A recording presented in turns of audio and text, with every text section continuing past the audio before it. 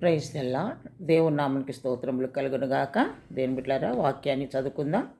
Subscribe చేయనటువంటి వారు subscribe చేయండి, వాక్యాన్ని వినండి, అనేకులకు యొక్క వాక్యాలను ఫార్వర్డ్ చేయండి, లైక్ కొట్టండి. వాక్యం చదువుకుందాం. యెషయా గ్రంథము 45వ అధ్యాయము 14. యెషయా 45:14. నిశ్చయముగా నీ దేవుడు నీ మధ్య ఉన్నాడు. నిశ్చయంగా అంటే ఖచ్చితంగా దేవుడు మన మధ్యలో ఉన్న దేవుడు.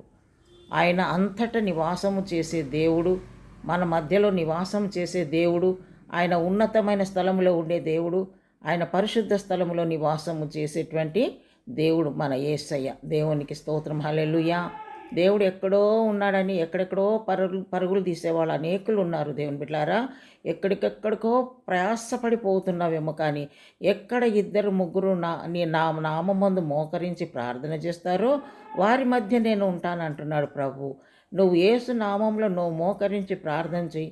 నీతో ఉన్న దేవుడు ఆయన, నీ మధ్య ఉన్నటువంటి దేవుడు ఆయన. దేవుడు నీకు తోడుగా ఉన్నాడు. ప్రార్థన చెయ్యి. ప్రార్థన అంటే దేవునితో మాట్లాడడం. ప్రార్థన అంటే తండ్రి సహాయం కోసము పిల్లలు చేతులు చాపడం అన్నమాట. మనం దేవుని వైపు చూసి చేతులు చాపి ప్రభువును మన యొక్క అవసరతలను అడిగినప్పుడు తప్పకుండా ఆయన తీర్చే దేవుడు. నువ్వు ఎక్కడెక్కడికో పరుగులు తీసే అవసరము లేదు. దేవుని బిడ్డలారా, నువ్వు దేవుని సన్నిధిలో గడుపు. నువ్వు ఉన్న స్థలంలోనే మోకరించి ప్రార్థన చెయ్యి. అయ్యో, నేను మందిరంకు వెళ్ళే స్థితిలో లేను, మందిరానికి వెళ్ళే మార్గం నాకు తెలియదు అని నువ్వు అనుకుంటున్నావేమో. నువ్వు ఉన్న స్థలంలోనే మోకరించి ప్రార్థన చెయ్యి. నీతో ఉన్న దేవుడు, నీ మధ్య ఉన్నటువంటి దేవుడు నీ ప్రార్థన ఆలకించే దేవుడు. దేవుని బిడ్డ, ప్రార్థన మాత్రం మానొద్దు. ఎందుకంటే తండ్రి వైపు మనం చూసి, మరి పిల్లలు తండ్రి వైపు చూసి చేతులు చాపి ఏ విధంగా వారి అవసరతలు అక్కర్లు అడుగుతారో, అలాగే మనము కూడా మన పరలోకపు తండ్రి వైపు చూసి మన యొక్క అవసరతల అక్కర్లన్నీ కూడా ఆయనకు తెలియజేసినట్లయితే తప్పకుండా దేవుడు నీ మధ్యలో నివాసము చేసి నీ అవసరతలన్నీ కూడా ఆయన తీర్చే దేవుడు. కనుక నువ్వు ఎక్కడో వెళ్ళి పరుగులు తీసే అవసరం లేదు బిడ్డ. దేవుని బిడ్డ, నువ్వు దేవుని సన్నిధిలో గడుపు. దేవుడు నీతో ఉన్నాడు, నీతో వచ్చే దేవుడు, నీతో నివాసము చేసే దేవుడు ఆయన. నీ మధ్యలోనే ఆయన ఉన్నాడు.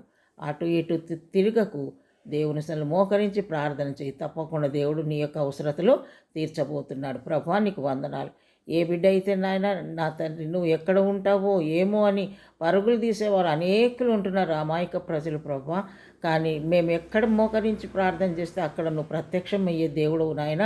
బిడ్డలు గ్రహించుకొని ప్రభా, నీ మోకరించి ప్రార్థించుకొని నాయన వారి అవసరతలన్నీ నీ నామంలో తీర్చుకున్నట్టుకు నువ్వు సహాయం చేయమని యేసు నామములో ప్రార్థిస్తున్నాము తండ్రి. ఆమేన్. Praise the lord. God bless you.